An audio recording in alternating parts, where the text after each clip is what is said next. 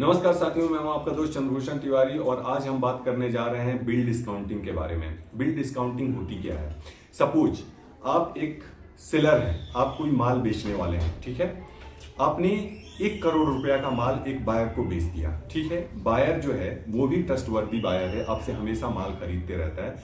उसने आपसे आके बोला कि सर मेरे पास अभी पैसे नहीं है, आपको 90 डेज के बाद मैं माल पैसे दूंगा, ठीक है।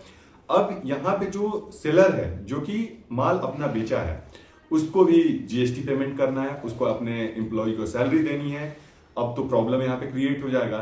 यहाँ पे 2 ही सिचुएशन बनती है, या तो सेलर जो है अपना माल नहीं बेचेगा बायर को, या तो फिर बायर जो है माल नहीं खरीदेगा। तो यहाँ पे तो दोनों को लॉस है। तो सिचुएशन, अब इसको कैसे ठीक किया जाए? तो अब यहाँ पे जो ये जो सेलर है वो जो है बैंक के पास जाएगा। यहीं पे बैंक आता है। अब बैंक क्या करता है इसके बारे में समझिए। तो बिल डिस्काउंटिंग में यूजुअली ये होता है कि सेलर जो है, अब बायर ने सपोज 1 करोड़ का माल खरीदा, ठीक है।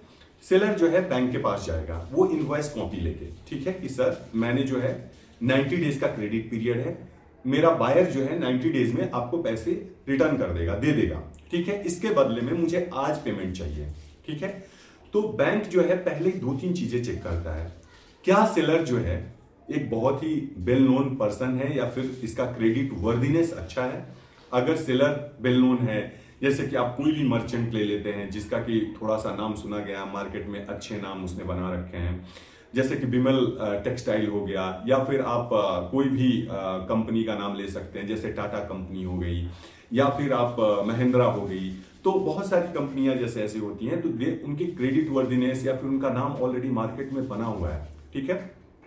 अब जो वो सेलर है उसका तो नाम ऐसे ही बना हुआ है। अब सेलर जो बायर है, जो सामने वाला खरीदने वाला है, उसका जो है बैंक भी ट्रैक रिकॉर्ड देखेगा कि बायर का ट्रैक रिकॉर्ड कैसा था, वो पेमेंट किस तरीके से करता है, क्या उसने कभी पेमेंट को डिफॉल्ट किया है। अगर वो पेमेंट डिफॉल्ट नहीं करता है तो बैंक क्या करेगा कि उस इनवॉइस कॉपी के बदले आपको जो है पैसा जो है सेलर को दे देगा। जैसे 1 करोड़ है तो वो क्या करेगा कि आपको 98 लाख आपको उसी वक्त आपको बिल डिस्काउंट करके दे देगा।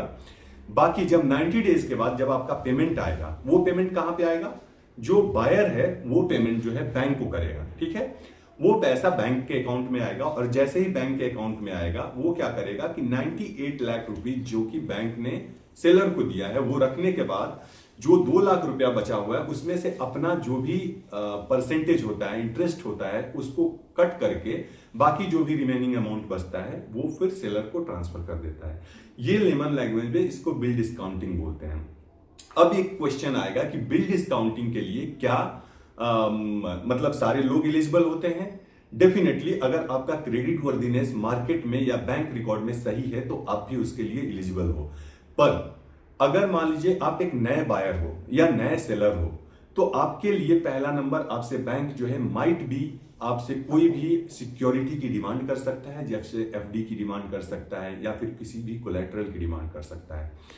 तो अगर आपको वीडियो अच्छी लगी हो तो please like and subscribe for more information. Next video में हम एलसी क्या होती है उसके बारे में बताएंगे, और एलसी जो है इंटरनेशनल ट्रांजैक्शन में बहुत ही उपयोगी है। तो नेक्स्ट वीडियो प्लीज स्किप मत कीजिए।